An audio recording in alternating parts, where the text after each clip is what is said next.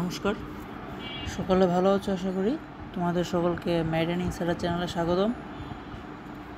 আজকে আমরা biochemistry 5th part genetic and molecular biology 2nd এবং 3rd আইটেম দুটো একসাথে করে ফেলবো।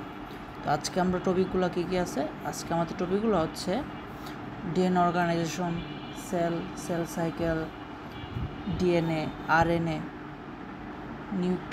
Nucleic acid, molecular biology. তারপর হচ্ছে আমরা আস্তে আস্তে এগুলো পড়ব। তো 2টা কার্ড আছে। তো ফার্স্টে আমরা শুরু করি, ধাপে ধাপে শুরু করি। প্রথমে আসে হোয়াট ইজ ডিএনএ অর্গানাইজেশন। তো ডিএনএ অর্গানাইজেশনটা কি? ডিএনএ অর্গানাইজেশন হচ্ছে it means how the DNA molecule is structured and packaged within a cell। মানে ডিএনএটা তো আমাদের সেলের ভিতর থাকে, সেলের ভিতর হচ্ছে আমাদের সাইটোপ্লাজম আছে, প্রোটোপ্লাজম আছে, প্রোটোপ্লাজমের ভিতর হচ্ছে সাইটোপ্লাজম আর হচ্ছে নিউক্লিয়াস। এই নিউক্লিয়াসের ভিতরে হচ্ছে ক্রোমোজোম থাকে, ক্রোমোজোমের স্পেসিফিক সেগমেন্টে জিন, মানে ক্রোমোজোমের ভিতর হচ্ছে তখন হচ্ছে এখানে ডিএনএ থাকে, ডিএনএ হচ্ছে জিন থাকে। তো এই ডিএনএ অর্গানাইজেশনটা কি, কিভাবে DNA molecule is structured and packaged within a cell. ফার্স্টে ডেফিনেশন বলবো, তারপর হচ্ছে ডিএনএ অর্গানাইজেশনের 4টা স্টেপস আছে। এটা হচ্ছে ফার্স্টে DNA wrapped around the protein called nucleosome. মানে ডিএনএটা হচ্ছে র্যাপড হবে প্রোটিনের চারপাশে, এই জিনিসটাকে আমরা নিউক্লিওসোম বলি। এই নিউক্লিওসোমে হচ্ছে 4 হিস্টোন প্রোটিন, 4টা হিস্টোন প্রোটিন আছে, 4টা হিস্টোন প্রোটিন মিলে হচ্ছে এই আমাদের নিউক্লিওসোমটা ফর্ম করে একসাথে মিলে। তো 4টা হিস্টোন প্রোটিন কি আছে? H2A, H2U, H3 and H4। এই যে 2, এখানে যে 2, এখানে 3, 4, হ্যাঁ, এগুলো হচ্ছে সাবস্ক্রিপ্ট। হ্যাঁ, এগুলো হচ্ছে স্মল লেটারের নিচের দিকে একটু ছোটো করে লিখতে হবে। ক্লিয়ার? ওকে। তারপর হচ্ছে সেকেন্ড স্টেপ হচ্ছে নিউক্লিওসোম কয়েলড হবে, further coil to form chromatin. Third step, chromatin is organized to form chromosome and at last DNA form plasmid। এ হচ্ছে আমাদের ডিএনএ অর্গানাইজেশন। তো এই ডিএনএ অর্গানাইজেশন যেটা আছে, ইট ইজ ইম্পর্টেন্ট। এটা কি না দরকার লাগতেছে আমাদের? It is important for efficient packaging of long DNA molecule. আমাদের ডিএনএ মলিকুল তো অনেক বড়, তার কারণে হচ্ছে আমাদের এটাকে এফিশিয়েন্টলি প্যাকিং করতে গিয়ে হচ্ছে আমাদের এখানে আমাদের ডিএনএ অর্গানাইজেশন দরকার লাগে। ক্লিয়ার? ওকে। তারপর হচ্ছে আসে আমাদের সেল সাইকেল। সেল সাইকেল খুবই important. What is cell cycle? The series, এটা হচ্ছে কি, এটা হচ্ছে একটা event that tax place in cell division. এখানে কতগুলো ইভেন্ট আছে? কী কী ইভেন্ট আছে? ইভেন্ট হচ্ছে G1 phase, S phase, G2 phase, M phase. এই 4টা ইভেন্ট যেগুলো আছে সেটা হচ্ছে সেল সাইকেল। তো সেল সাইকেলটা কি? The series of event that take place in cell division. Okay. তারপর checkpoint. What is checkpoint? It is a complex control mechanism.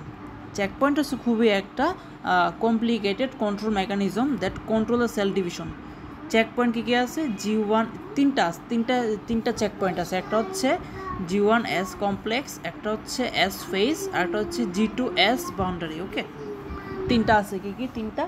একটা হচ্ছে G1 S কমপ্লেক্স, একটা হচ্ছে S ফেজ, G1, আমি আবার বলছি, একটা হচ্ছে G1 S কমপ্লেক্স, একটা হচ্ছে S ফেজ, আর একটা হচ্ছে G2 S বাউন্ডারি। এদের মধ্যে G1, শুধুমাত্র G1, মানে G1 phase is more complicated, complex and undergo strict control। ওকে, মানে G1 ফেজটা তো একদম প্রথম দিকে হয়, মানে এটা হচ্ছে প্রিসিনথেটিক ফেজ। তো ওইটা সবচেয়ে বেশি কমপ্লিকেটেড এবং এটা স্ট্রিক্ট কন্ট্রোলের মধ্যে থাকে। তারপর আসো প্রত্যেকটা ফেজে কী কী কাজ করে। যেমন আমাদের ফার্স্টে হচ্ছে G1 ফেজ। G1 ফেজটাকে আরেকটা নাম হচ্ছে প্রিসিনথেটিক ফেজ। এটা কাজ কি করে? এটা হচ্ছে অ্যাক্টিভ প্রোটিন সিনথেসিস করে। এটা মানে অ্যাক্টিভ প্রোটিন সিনথেসিস অকার। S ফেজ, এটা আরেকটা নাম কি? এটা আরেকটা নাম হচ্ছে সিনথেটিক ফেজ। এটা কি করে? ডিএনএ রেপ্লিকেশন করে। তারপর G2 ফেজ, এটা হচ্ছে প্রি মাইটোটিক ফেজ। এটা হচ্ছে কি করে, cell cytoplasm begin to enlarge and followed by cell division. Okay. আর এম ফেজে কী করে, মাইটোটিক সেল ডিভিশন অকার হয়।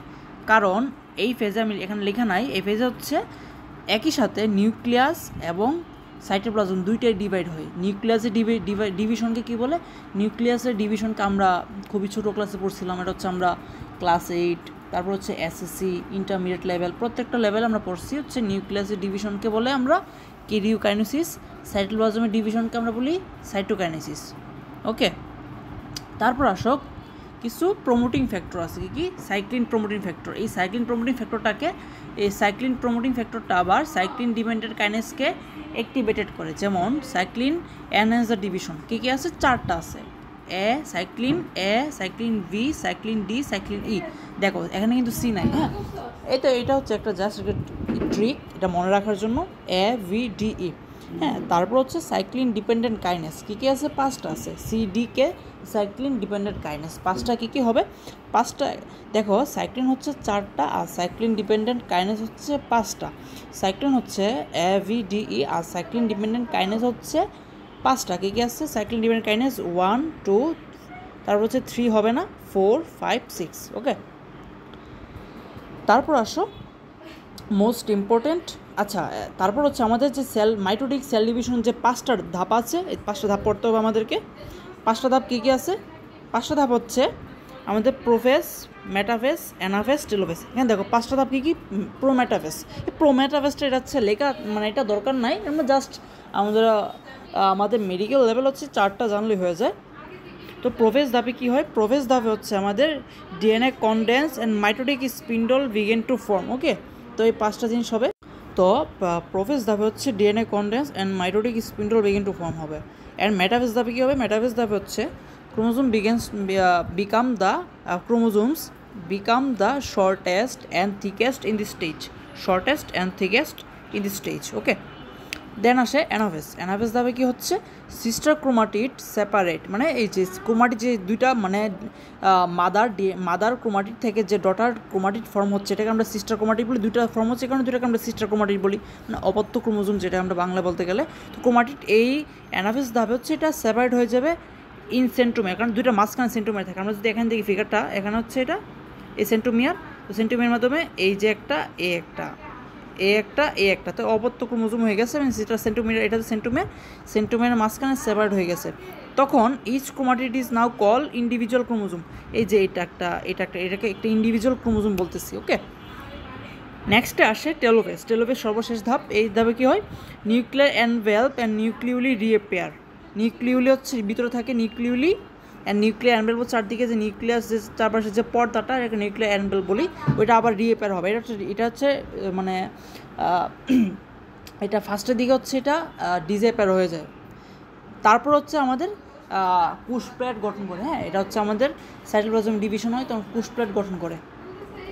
তারপর আসো আমাদের ডিএনএটা কি, ডিএনএটা হচ্ছে ইট ইজ এ মলিকিউল, এটা হচ্ছে একটা large molecule that carries genetic instruction বা genetic message for the development of living organism বা লিভিং অর্গান। যেমন আমরা অ্যানিমেল আছে, তারপর হচ্ছে ব্যাকটেরিয়া, ভাইরাস। ব্যাকটেরিয়ার মধ্যে হচ্ছে আমাদের ডিএনএ ব্যাকটেরিয়া আছে, আরএনএ ব্যাকটেরিয়া আছে। আরএনএ ব্যাকটেরিয়া খুবই বেশি ভয়ঙ্কর হয়, কারণ এটা হচ্ছে রিভার্স ট্রান্সক্রিপশন করতে পারে, তাদের মিউটেশন পাওয়া সবচেয়ে বেশি। হ্যাঁ, যে আমাদের কোভিড-19 এটা কেন হচ্ছে সবচেয়ে বেশি ভয়ঙ্কর, কারণ এটা হচ্ছে আমাদের রিভার্স ট্রান্সক্রিপশন করতে পারে, যার কারণে এটা হচ্ছে মিউটেশন সবচেয়ে বেশি।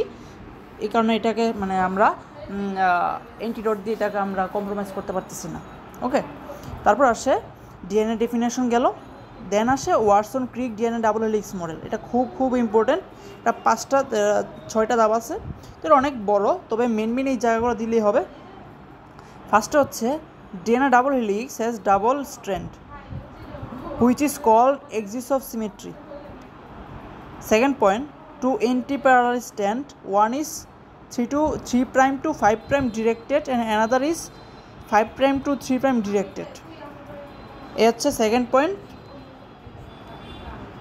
তারপর আসো থার্ড পয়েন্ট কি, থার্ড পয়েন্ট হচ্ছে the mono deoxyribonucleotides are covalently linked together by 3', 5' phosphodiester bond. হ্যাঁ, তারপর adenine of one DNA sequence always paired with complementary base pair guanine of opposite base sequence by 2 hydrogen bond. তারপর cytosine of one DNA sequence always paired with complementary base pair thymine of opposite base sequence by 3 hydrogen bond. মানে আমি সহজ বলে দিই, এর সাথে হচ্ছে G bond করবে হাইড্রোজেন বন্ড দিয়ে, 2টা হাইড্রোজেন বন্ড দিয়ে, আর এটা হচ্ছে ডি অপশনে বলা হয়েছে। আর ইতে বলা হয়েছে সি এর সাথে টি বন্ড করবে 3টা হাইড্রোজেন বন্ড দিয়ে। ওকে, তারপর 2টা স্ট্যান্ড থাকে। কি 2টা স্ট্যান্ড? একটা হচ্ছে কোডিং স্ট্যান্ড আর একটা হচ্ছে টেম্পলেট স্ট্যান্ড। টেম্পলেট স্ট্যান্ড হচ্ছে এই স্ট্যান্ড হচ্ছে template stand, coding stand. Template stand হচ্ছে 5 to 3', আর কোডিং স্ট্যান্ড হচ্ছে 3 to 5'। মানে ডিএনএ রেপ্লিকেশন হয়, সিনথেসিস হয় এক জায়গায়, আর কোডিং হয় এক জায়গায়। তো সিনথেসিস হয় 5' to 3' ডিরেকশনে, আর কোডিং হয় 3' to 5' ডিরেকশনে। ওকে, তো ফিগারটা একটু দেখাই আমরা। এটা এখানে আমি এটা প্যাডে আঁকছি, তো এটা ভালোভাবে বোঝা যাচ্ছে না, তো তোমরা একটু ভালোভাবে এঁকে নিবা। এটা হচ্ছে বইয়ে খুব সুন্দরভাবে দেওয়া আছে। তো এটা হচ্ছে ফার্স্টে এইভাবে আঁকবো, দেন এইভাবে আঁকবো। এটা হচ্ছে একটা মনোডিঅক্সিরাইবোনিউক্লিওটাইড, এই পাশে একটা মনোডিঅক্সিরাইবোনিউক্লিওটাইড। এই দুইটা হচ্ছে covalently link together by phosphodiester bond. Phosphodiester এখানে কি ফসফেট আছে, আর হচ্ছে রাইবোস বন্ড আছে, দুইটা মিলে হচ্ছে ফসফোডাইএস্টার বন্ড। এটা কোভালেন্ট বন্ড অনেক বেশি স্ট্রং। ওকে, তো দুইটা এখানে আচ্ছা এখানে এভাবে আঁকলাম। এইটা 5' যদি হয়, নিচেরটা হবে 3', আর এই পাশে যে 5', তার অপোজিট হবে 3', আর এই উপরটা 3' হলে নিচেরটা হবে 5'। আর এখানে এ আর জি হচ্ছে 2টা হাইড্রোজেন বন্ড দিলাম, আর সি আর টির মধ্যে 3টা হাইড্রোজেন বন্ড দিলাম। ওকে, ঠিক একইভাবে তখন ওগুলো উল্টা দিলাম। এখানে সি আগে লিখছিলাম, এখানে টি আগে লিখছি, এখানে টি লিখছিলাম, এখানে সি লিখছি। ঠিক সেম হাইড্রোজেন বন্ড 3টা। আবার ওই উপরে যেটা, এটা এখানে উল্টাই গেছে, উপরে হচ্ছে এ আর জি ছিল, এখানে নিচে হচ্ছে জি আর এ, 2টা হাইড্রোজেন বন্ড দিয়ে দিলাম। ওকে, তো এটাই। তারপর দেন হচ্ছে ফিগার লিখে দিবা, Watson and ক্রিক DNA double helix model. তারপর আসছে আরএনএ মডেলের মধ্যে আমাদের এই যে আরএনএ মডেল জিজ্ঞাসা করতে পারে। তো টিআরএনএ, এটা হচ্ছে টিআরএনএ। আমরা নর্মালি আরএনএ বলতে আমরা টিআরএনএটাই বলি, কারণ এটা হচ্ছে সবচেয়ে বেশি smallest of the RNA species. RNA যে 4টা আছে, কী 4টা আরএনএ? টিআরএনএ, এমআরএনএ, আরএনএ, আর হচ্ছে স্মল নিউক্লিয়ার আরএনএ বা এসএনআরএনএ। ওকে, এগুলোর মধ্যে হচ্ছে আমাদের টিআরএনএ যেটা আছে, এটা সবচেয়ে বেশি আমরা আঁকি সবসময়। তো এটা কীভাবে আঁকবো? এখানে হচ্ছে 4টা পার্ট আছে, মানে 4টা আর্ম। এটা হচ্ছে আমরা লিখে নেই এখানে অ্যাকসেপ্টর আর্ম। এটা হচ্ছে এই যে এই পাশে নিচে যেটা, এটা হচ্ছে এন্টিকোডন আর্ম, লেখা হয় নাই, এন্টিকোডন আর্ম। বাম পাশে হচ্ছে ডি আর্ম, ডান পাশে হচ্ছে টি আর্ম। ওকে, আর এগুলো হচ্ছে কি এন্টিকোডন, এখানে হচ্ছে কোডিং স্ট্যান্ড, এখানে হচ্ছে ইউসিএ নন কোডিং। হ্যাঁ, তো অ্যাকসেপ্টর আর্ম হচ্ছে এখানে কি, এখানে হচ্ছে অ্যামিনো অ্যাসিড এখানে এসে অ্যাকসেপ্ট হয়। আর এন্টিকোডন আর্মে কি হয়? এন্টিকোডন আর্ম হচ্ছে রিকগনিশন অফ প্রোটিন সিনথেসিস। হ্যাঁ, আর ডি আর্ম হচ্ছে ডিহাইড্রো ইউরিডিন এখানে সে এখানে সে অ্যাটাচড হয়। আর টি আর্ম হচ্ছে সিউড ইউরিডিন অ্যাটাচড হয়। আর ভেরিয়েবল আর্ম হচ্ছে most common variable part in RNA. Okay,